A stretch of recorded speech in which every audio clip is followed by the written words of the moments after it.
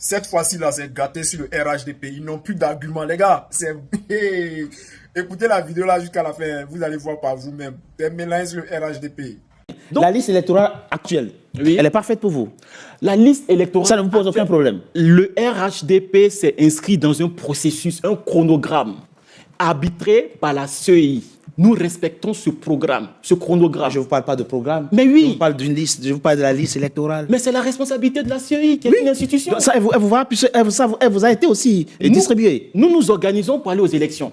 Elle vous voit la liste électorale ou pas? La liste électorale, elle est crédible. Elle est crédible. Elle est crédible. C'est tout. Voilà. C'est tout, la liste électorale est crédible. Plus nous en va. Alors, disons les choses cash. Mettons les choses sur la table. J'ai discuté avec un fin connaisseur du jeu politique ivoirien. Il n'est même pas ivoirien, mais il connaît très bien les enjeux et les dessous de ce dont nous parlons ici. Et il explique. En tout cas, la conclusion, c'est quoi? C'est que la liste électorale actuelle, si on va à la présidentielle en 2025 avec cette liste-là, l'ONU peut envoyer un observateur dans chacun des 20 000 bureaux de vote en Côte d'Ivoire. Le candidat du RHDP va gagner si on y va avec cette liste électorale. Fustigeant, dit-il, une forme de connivence entre le pouvoir, mais c'est son point de vue, entre le pouvoir et la CEI. Non, monsieur Togoué, c'est pas ce que j'ai dit. Non, je ne parle pas de vous. Je ne parle pas de vous. Non, je ne parle pas de vous. Vous parlez de qui, alors? Non, je ne parle pas de vous. Je parle d'un analyste, d'un observateur de la vie politique de votre pays, et la Côte d'Ivoire, qui donne son avis sur cette liste électorale. Ce qui est troublant, c'est que, justement, le RHDP ne la conteste pas. Et il dit, si on révise cette liste avec la popularité actuelle de Laurent Gbagbo et de Tidjane Thiam, le RHDP peut oublier la présidentielle de 2025. Je ne sais pas s'il a raison ou pas. Bon, alors, je pense que tous les éléments convergent. Hein. C'est-à-dire que je pense qu'au sein du parti du président Ouattara, il manœuvre. Parce que la politique, c'est aussi l'art des manœuvres. Hein. Parce que quand on veut atteindre un objectif, il faut manœuvrer, il faut accomplir des actes de nature à permettre l'atteinte de l'objectif. Donc, je pense qu'il y a d'abord le fait d'écarter. Mais ce n'est pas le président Ouattara en tant que tel, mais ce sont des manœuvres politiques. Hein. Voilà, qui sont intrinsèques au jeu politique. Au jeu politique. C'est-à-dire que le président Ouattara, on ne peut pas le lui reprocher, c'est la politique. C'est-à-dire qu'à manœuvrer de façon que le président Laurent Gbagbo ne soit pas candidat. Il a manœuvré pour que le président Thiam ne soit pas candidat et il a verrouillé la liste électorale. Donc, ce qui fait que... Alors, moi, personnellement, je ne vois pas l'intérêt. Si réellement la liste électorale était verrouillée, il aurait pu laisser les autres concourir. Vous voyez ce que je veux dire? Puisque si la liste électorale est verrouillée, comme on le croit, dans ces conditions-là, que le président Laurent Gbagbo soit candidat ou le président Thiam soit candidat, lui, il est sûr dans tous les cas qu'il va être élu, puisqu'il contrôle la liste électorale. Donc, je ne comprends pas trop bien. Mais ils vont contester. Voilà, oui, mais dans tous les cas, oui. Il pourra démontrer que les votes ont été faits. Voilà, donc ça dit que moi, je ne comprends pas trop bien la logique concernant la liste électorale. Parce que si on a une liste électorale qui est verrouillée, en ce moment-là, il faut laisser les autres concourir.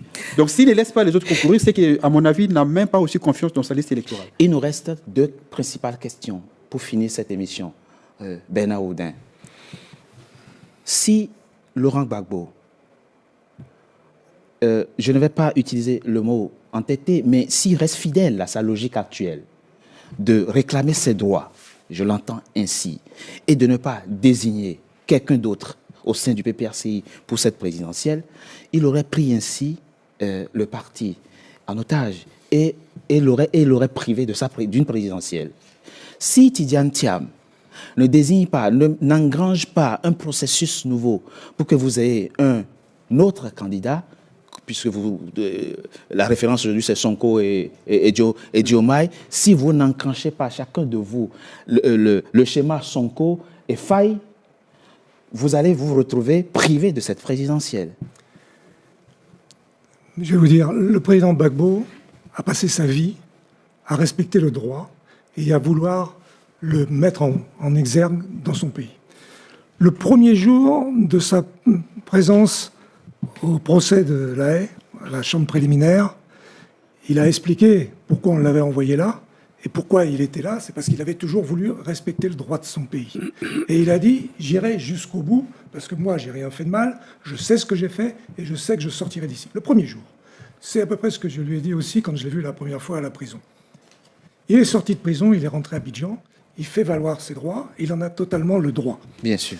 Et il n'est pas question de faire un plan B, C ou D D'accord. jusqu'à Y. Ok. Quitte à ne pas participer à cette présidentielle. Je vous dis, il y aura une élection où il n'y en aura pas. Pas parce que M. Gbagbo ne sera pas candidat, parce qu'on ne pourrait pas organiser, et M. Brice tout à l'heure a eu tout à fait raison de dire qu'on ne peut pas faire une élection dans un pays comme la Côte d'Ivoire, hein, parce qu'on ne parle pas de la Sierra Leone, Bien sûr. avec un candidat qui, normalement, est techniquement et juridiquement le seul à qui on pourrait dire « vous ne pouvez pas être candidat à la limite. Oui. Hein, mais moi, je suis pour l'inclusion. Il faut que cette élection soit inclusive. Inclusive. Et elle ne peut pas avoir lieu sans que tous les gens qui représentent des millions de personnes en Côte d'Ivoire, que ce soit pour le PDCI, pour le PPA, Merci. etc. Merci, Oudin. Donc, il faut que ce soit dans ces conditions-là Pas qu'ait question lieu d'un l'élection. plan B. Il ne sera pas question d'un plan B. Il n'est pas question d'un Il n'est plan pas B, question parce d'un plan qu'il B. faut respecter le droit. Il faut respecter le droit. C'est tout. C'est pas un entêtement. C'est un choix dans Absolument. l'intérêt C'est général. très clair. Pareil pour vous? Oui, Pas de nous, plan B. il n'y aura pas de plan B. Plan A jusqu'à plan Z, c'est plan A. C'est soit il y a élection C'est- et vous il y a- y participez, voilà, ou il n'y aura pas d'élection. Voilà. Bon, votre message est on ne peut plus clair. Brice Nzamba, très rapidement. Le président Alassane Ouattara est dans une double impasse lui aussi. La situation n'est pas simple pour lui non plus. Hein. Absolument pas, oui. C'est très compliqué. S'il prend le risque de les exclure, si je reprends vos propres termes, c'est qu'il a en face une fronde, une vraie fronde. Parce que ces gens-là commencent par drainer du monde. On a vu à Dabo ce que le monde qu'il y avait au meeting de Laurent Gbagbo. S'il prend le risque de les exclure, il fait face à une fronde. Mais il sait aussi que s'il les autorise à participer aussi, ils vont vendre cher leur peau en termes électoraux. Ils n'accepteront pas une défaite. Du coup, il est dans l'impasse doublement. Comment il fait? C'est quoi l'hypothèse la moins compliquée pour lui? Oui, mais en fait, le problème du pouvoir, c'est que ça génère l'illusion de l'éternité et de la toute-puissance. Voilà. C'est un peu le problème du pouvoir.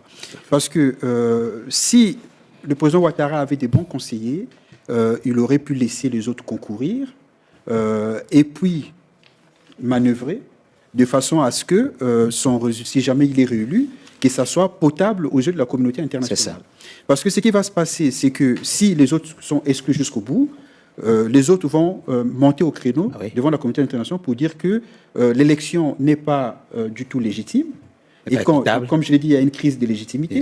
Et qui dit crise de légitimité dit contestation. Et donc toutes les contestations sont légitimes. Parce que quand l'élection n'est pas légitime, les contestations, elles le sont. Et les contestations, ça peut prendre toutes les formes.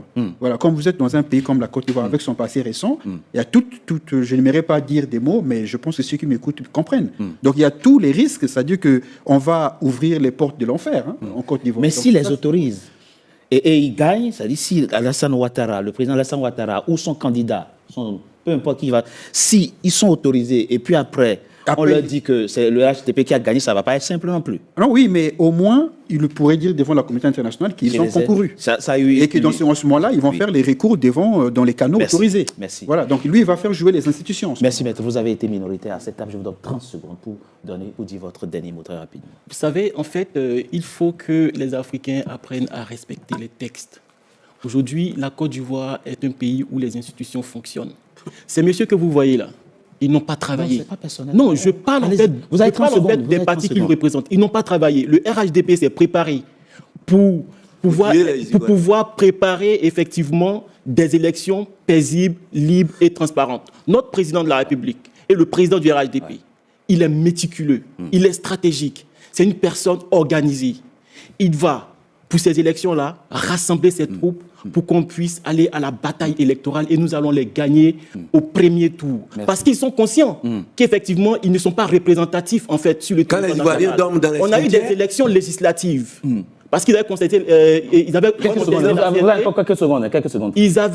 On a eu des élections législatives où ces gens-là ont participé, mais ils ont été battus copieusement par le RHDP. Et ils sont conscients qu'ils ne représentent rien. C'est pour cette raison qu'ils veulent avoir des stratagèmes en fait pour pouvoir effectivement créer des argumentations qui ne tiennent pas la route. En vérité, ils ne tiennent pas la route et ils ne sont pas vendables. Merci Bafalikou Doumbia, vous êtes représentant, membre du RHDP.